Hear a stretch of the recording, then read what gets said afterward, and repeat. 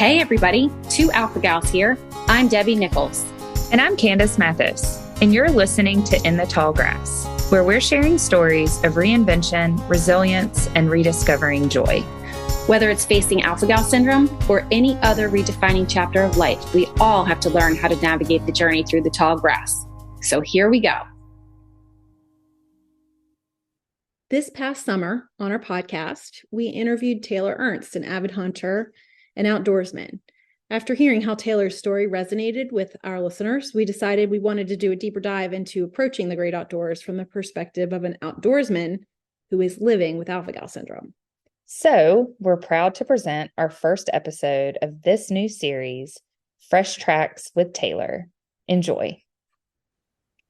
Hey everybody, we are really excited to be here. Today we have Taylor Ernst back with us again. As you may know from one of our previous episodes, Taylor is a hunter down in Texas and is living with Alpha Gal syndrome. So we wanted to bring him back on so that we can talk to him a little bit, get a little deeper in the woods, so to speak, with what he's doing now that he's got this Alpha Gal diagnosis and how it impacts his experience in the woods. So Taylor, thank you so much for being here with us again today. Yeah, absolutely. Happy to be back. Go round two. They say got a face for podcasting, so let's do it. And we have another special guest with us today. We are thrilled to have our COO of Two Alpha Gals here with us, Bennett Wickre, who we brought into this because he is also an outdoorsman, and we thought it would bring in some great conversation. So Bennett, thanks for joining us today in this manner. Hi, that was so formal. What a formal way to introduce me. We appreciate it. We don't get to introduce you that often, so I feel like I should have taken advantage of it. So I'm just gonna jump right in. Taylor, we know that you're a hunter, and that is a huge part of your life. It's something that you love to do. Obviously, Alpha Gal syndrome impacts that in a very dramatic way. It impacts what you can and can't kill or eat, right? It impacts how you feel about going back outdoors, right? Because back outdoors is where you caught Alpha Gal syndrome. It's where the ticks are. Can you just talk to us a little bit about how you're getting back out there? Yeah, absolutely. Would love to. It's interesting, and I think kind of, perfect timing. Being down here in Texas, I'd say whitetail season is probably right up there with Christmas, Thanksgiving, in terms of all the people down here. That season is coming up, beginning of November, and it's definitely, like I said, it is right up there, and I think probably the greatest holiday for anyone down here. This year, I guess, having my official diagnosis about a year ago, and then really, finding out, just how, I guess, severely allergic I was, going to the hospital a couple times at the beginning of this year, and just really, figuring out, hey, this diagnosis is real, and it's also a lot more intense, than maybe I thought.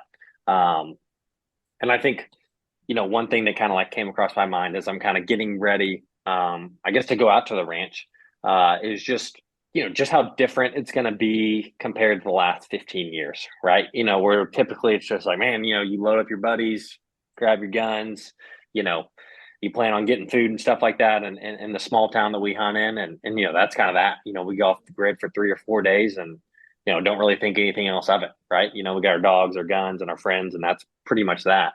Whereas in this year, like I said, kind of perfect timing here, just how different, I guess, it's going to look, maybe from the outside looking in, the passion, the excitement, kind of the thrill of the season is coming out, but, there's going to be some differences, right? And I guess that's kind of one thing, that a lot of people ask, they're like, man, you used to do all this stuff. Like, are you just going to give that up? And my immediate response when I first found out was, I was like, well, I guess I have to. I can't risk it.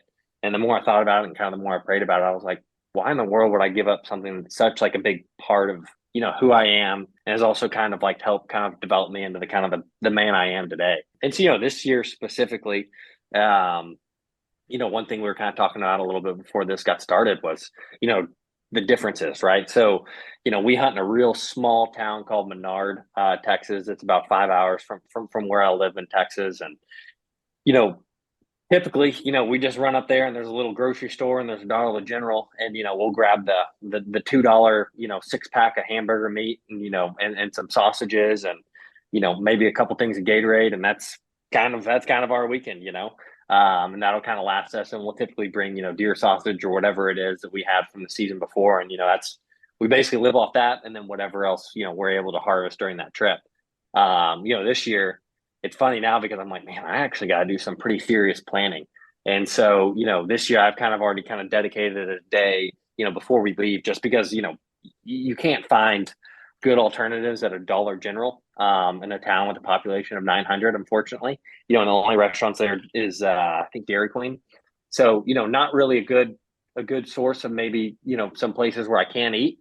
So, this year specifically, that is one thing, I am kind of planning. I kind of already have my list put together, and I'll continue to compile that. But, I will be, taking a day, before I leave to go to, one of the big local grocery stores here in Houston.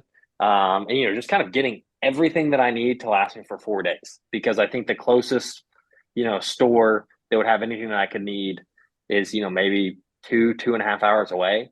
And the fact that I can't obviously go out there and go shoot and go eat typically what I shoot definitely, throws a little bit of wrench into my plans. But, that's just kind of one thing that, as I continue to evolve with this, with Alpha Gal, it's just kind of one thing that I kind of have to put on my list. Like, hey, make sure you have enough food to last you throughout this whole time. Make sure that you plan correctly. Make sure that you have all of the, the correct repellent, because obviously I don't want to get bit.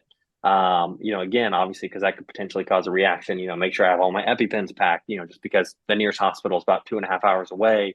And so, there's some differences, but I think the excitement's still there.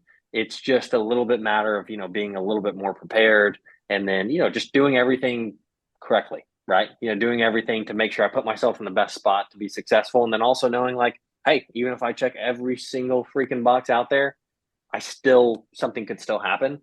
And that's okay, because I'm not going to give up doing what I love simply because, of a diagnosis, right?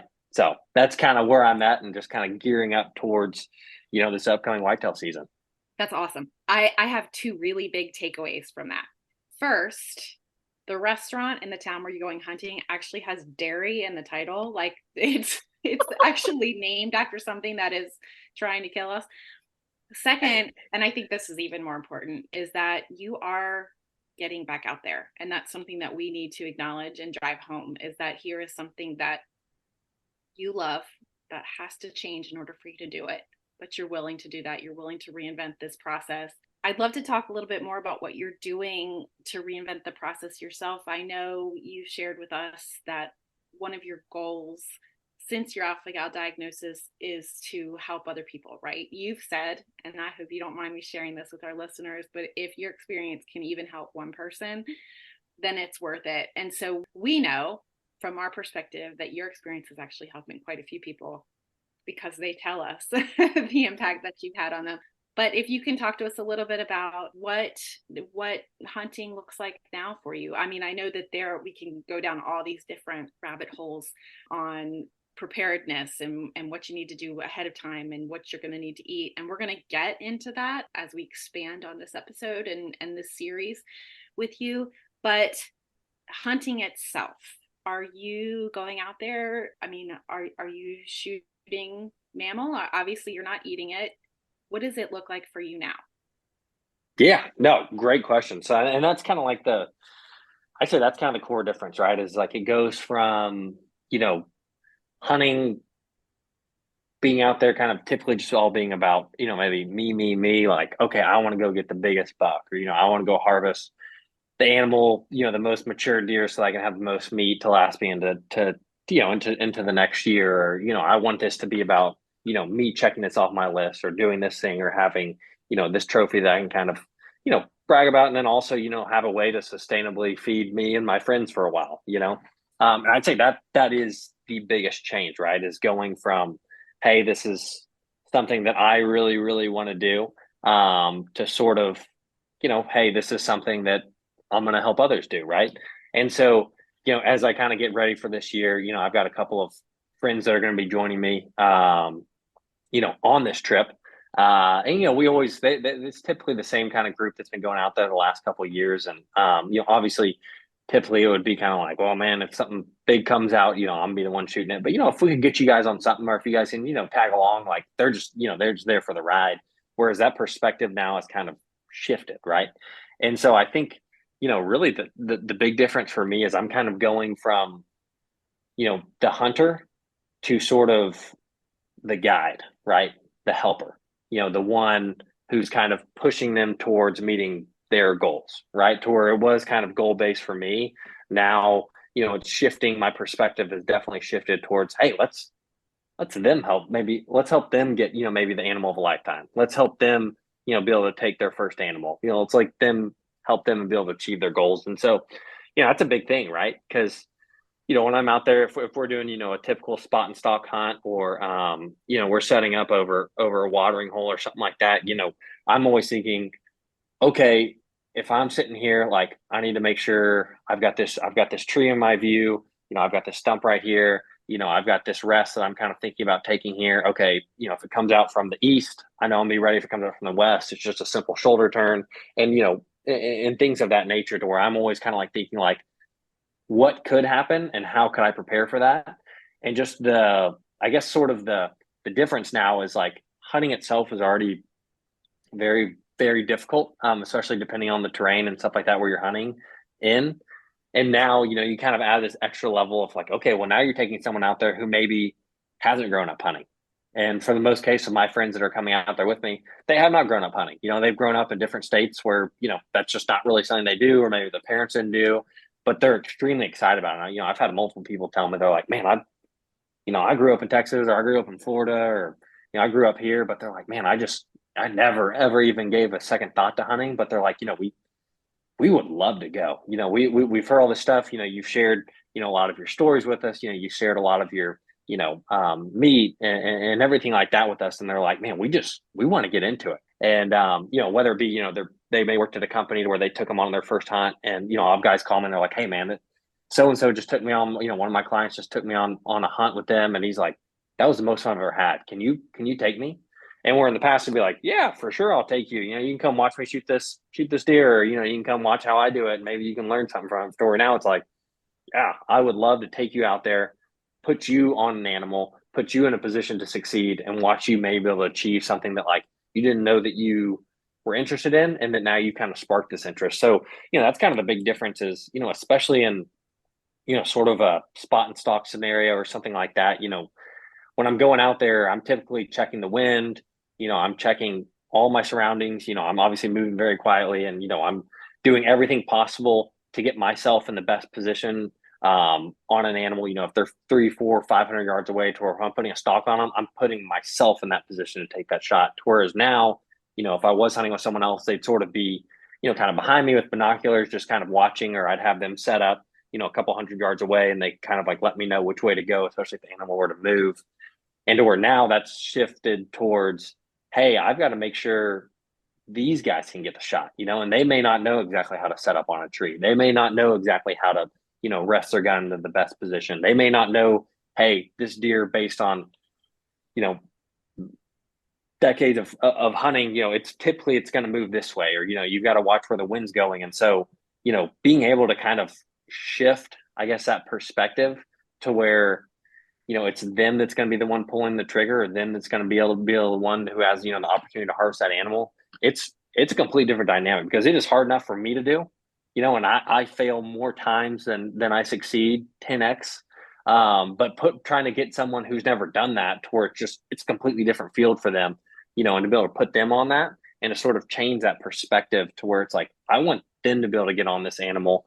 How do I put them in the best position? And, it can't be them, 20 yards behind you, just slowly walking. You've got to have them up beside you. You've got to make sure they're comfortable, because the last thing you want to do, obviously, is, injure an animal or injure, whatever you're hunting. And so, that shift is just, it's really hard to describe, but it's different, because a lot of people do have kind of difficulty, especially being new to hunting, finding the animal in the scope. You can't, so many little things I take for granted, like, obviously like chambering the bullet, because we aren't walking around with a bullet, in the chamber, and, they'll get up on it. And I've learned last year, sometimes they'll pull the trigger and they're like, there's nothing in it. I'm like, oh, you didn't chamber anything. And so it's just like, oh yeah, you add all these things that just kind of come secondhand to you. You're like, man, you do have to zoom out the scope for them. You do have to make sure they're on it. You have to help them zoom it in.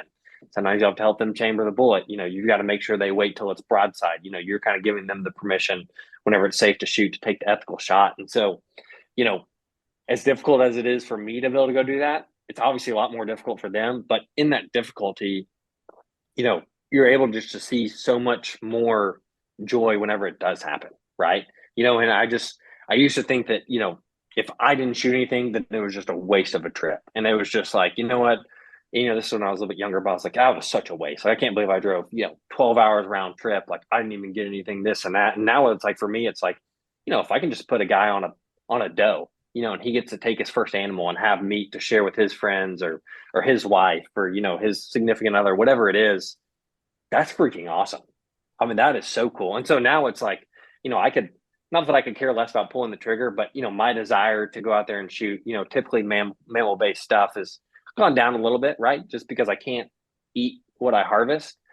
But to sort of shift that perspective to be like, well, no, now you get to share that with others, right? And it's so much more fun because it's just such a much bigger challenge trying to get other people on animals, trying to get other people on, whatever it is that you're in pursuit of. And especially when they get to do it for the first time. I mean, I've watched people cry after they pulled the trigger for the first time, just being able to just be so excited that they were actually able to do it. And, there's just so many like little things. And typically it's not going to happen just because it is really, really hard whenever you're traveling with another person who's maybe not, as used to hunting as you are. But man, whenever you get to do that, whenever you get to shift kind of, your goals are to do this, but to shift those goals onto helping other people and be able to help them achieve kind of, what they really want to do.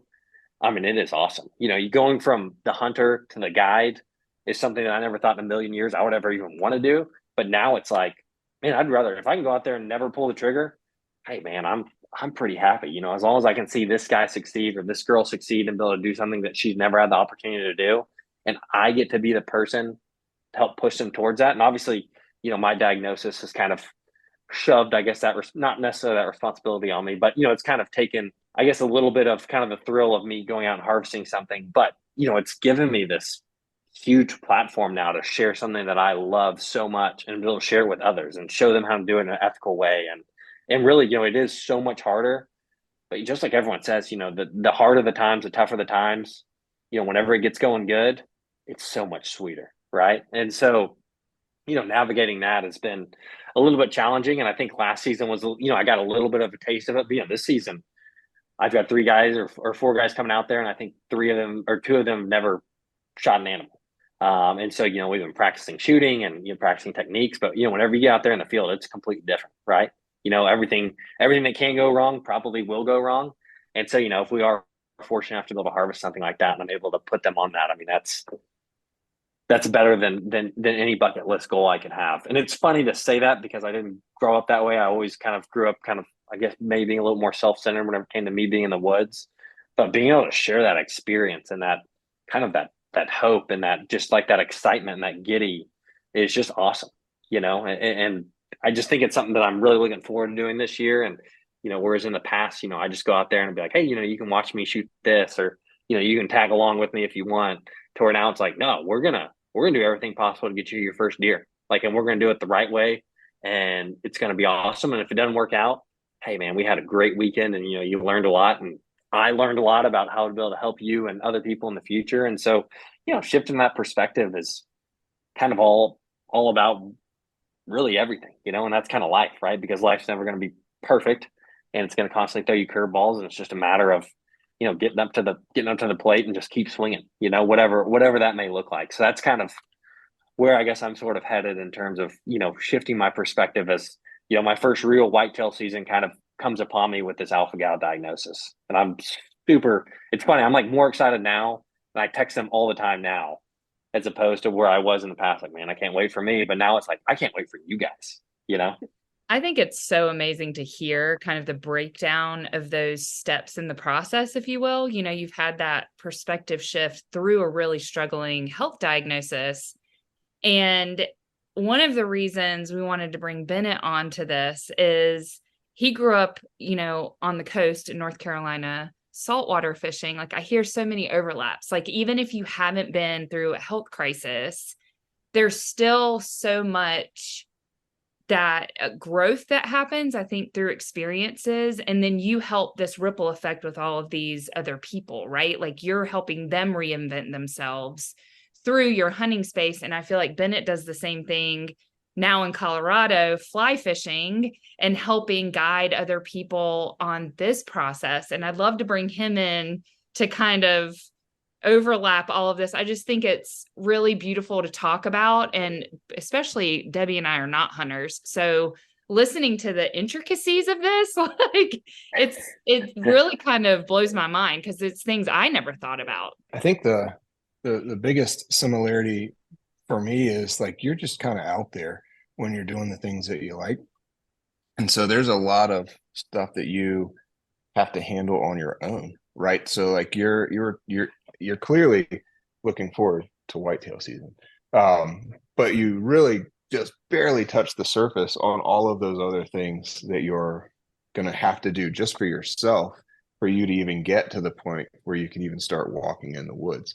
And, that's a big thing for us here too, because we're easily an hour from the hospital with roads. And then when we go fishing, because the way that we like to fish up here is we generally hike in about 8 or 10 miles, a lot of canyons. Sometimes we bring climbing gear because you got to find these big wild trout in these streams. And if you get in trouble, you're in trouble, right? Unless you're ready and you can prepare as much as you can.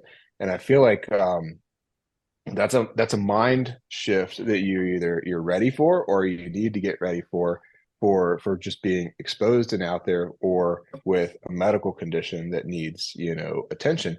I've been fishing with my buddy Bill from California. I mean, we've known each other for almost 30 years. I didn't know he had diabetes until about 2 years ago, and it's just been something that he has just handled.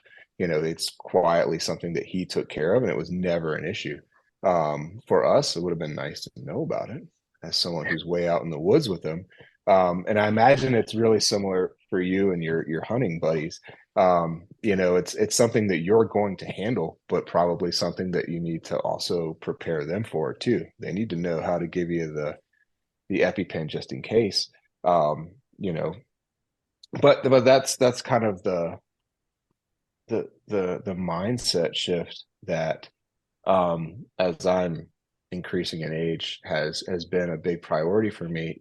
Taking my son now, who's really into fishing, who used to just like to tag along and net the fish when we would catch them. Now he wants to catch them, and I still want to catch lots of fish, but I also really just like being there when other people are catching fish. It's just fun to be there. Yeah, now I'm thinking about fishing.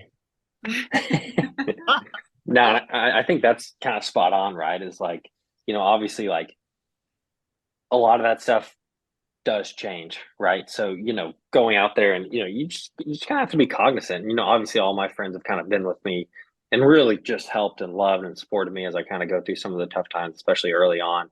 But, they all know kind of where I'm coming from, and, they'll call me, hey, when we're on the way up there, and they're like, hey, I'm going to stop at, this store. I heard that, this HEB has like this kind of chicken sausage that I know that you can eat. Do you mind if I pick up a couple of things like that and I can get this for you? And, they're always like, you have your EpiPen, right? And I'm like, yeah, I've got my EpiPen. They're like, you for sure? And I'm like, yeah, I'm sure. And they're like, you got Benadryl? I'm like, yeah, man. I'm like, I got everything. So, it's kind of cool, obviously going out there and, it's funny. They don't really eat as much red meat as they used to. And especially now that we're going out there, they eat a little bit more towards, an alpha gal diet. I'm not. And I don't think they do it just because they just love poultry that much, but I think that they do it because it's what I do, and I don't think they want me to feel left out. And so I think that's kind of, also kind of like a cool shift of, being out there and being completely by yourself, at times, and just knowing that, you have people in your corner that are there to support you and that are there to kind of check those boxes and, make sure that everything's going to be all right if something does happen. And, I'd say that's a big shift that definitely changes, and one that, is pretty cool to see that those kind of people, kind of rally around you and kind of be there. And as you said, earlier, kind of like your tribe, that kind of supports you. So, Yeah, it brings but the yeah, group that was, together. oh, 100%. Yeah. And I think that's kind of like what, I mean, I wouldn't necessarily call alpha gal a crisis, but at the beginning, whenever you're going to the hospital a lot, like it is kind of a crisis, right? And, everyone talks about, kind of that group, not trauma, but you kind of have that kind of one thing that kind of like binds you all together. And even if it's just happening to one person, I check in on so many people who, if I know, their parents are going through a hard time, I know exactly what they're doing every single day for, a couple of weeks while whatever they're going through is happening, just because I'm constantly thinking about it. I'm constantly praying about it. I'm constantly calling, making sure I stop by. And so, it does kind of bring you together. And obviously, they want to learn more about it whenever we're out there together, because they want to make sure they can do everything possible to kind of, keep me comfortable, and that's kind of the funny part too. I'll never forget, like a couple of years ago, we were chasing these pigs through the woods, and I shot one, and I was like, man, this is awesome. And then it was kind of like the thrill was kind of gone. I was like, and then the next, I guess that same night we were chasing them, and I had a chance to take another hog. And I was like, you know what? I'm like, this isn't, I've got a couple buddies that are kind of following me through the woods. I'm like, this isn't that much fun. I'm like, I kind of having them just kind of follow up behind me. And so anyway, just kind of like changing that perspective. And I gave him the gun. I'm like, hey man, well, you've never shot a pig before. Let's get you on one. And, he ended up missing.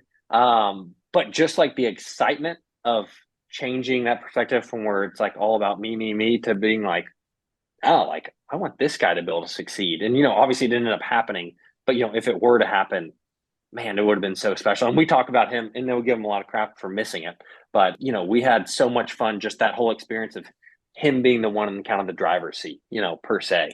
And so I don't know, that's kind of another thing you touch on, kind of the camaraderie side of it. Is like, in a really weird way, it does kind of bring you all together, because we're all kind of striving for the one goal of, let's not send Taylor to the hospital because it's a far drive, I think this is all so important, and we are so excited to kind of launch this new series with you, Taylor, because we can spend so much time on each one of these individual topics that all live in, they live together. Like, you have to kind of have all of them to go through this from a hunting or outdoors perspective, right? Like, in order for things to be successful, in order for you to have, a safe space. And we're really, really looking forward to kind of diving in this, into this topic more with you. And I think that this is just an amazing place to start. So we're so appreciative of Bennett for being here, and we hope that you'll join the next conversation with Taylor and where we really unlock more about the steps you're taking to being prepared, to actually being in the woods. I mean, I think, we really are going to go into depth with all of this. And thank you for sharing a little bit more about your mindset and being prepared. And Debbie, do you have anything else to add before we wrap this episode? Well, there are so many things I could add, but the only thing I really want to add here at the end is, Taylor, you said something at the beginning about, the tougher the journey, the sweeter the reward at the end is. And so what I kept finding was that as you're talking about this, and as Candace mentioned, she and I aren't hunters or fishers, but a lot of what you're saying here applies to alpha gal overall. The tougher the journey, and just to give you an idea of what I'm talking about, I mean, like, Candace and I have gone through this and adjusted our entire diet, our whole lifestyle, right? But let's talk about food for a second. And now that we feel like we can make these beautiful, delicious, safe meals, they taste that much better because of what we overcame to get there. And so that really resonated with me as you're talking about this. So I hope that even those out there who aren't necessarily hunters or fishermen or outdoorsmen can really glean from this some of what I know I am. So thank you both for being here with us today. Yeah, thanks for having us. Yep. Thank you. Thank you for joining us today on In the Tall Grass. Visit us at 2alphagals.com. That's TWOalphagals.com. Or you can find us on Instagram and Facebook at 2alphagals. If you enjoyed listening, please leave a review and help us grow this community. We're all faced with obstacles on our journey, whether it be food allergies or tick-borne diseases. You might outgrow the reactions, but you won't outgrow the person you become. Ticks suck, but life doesn't have to.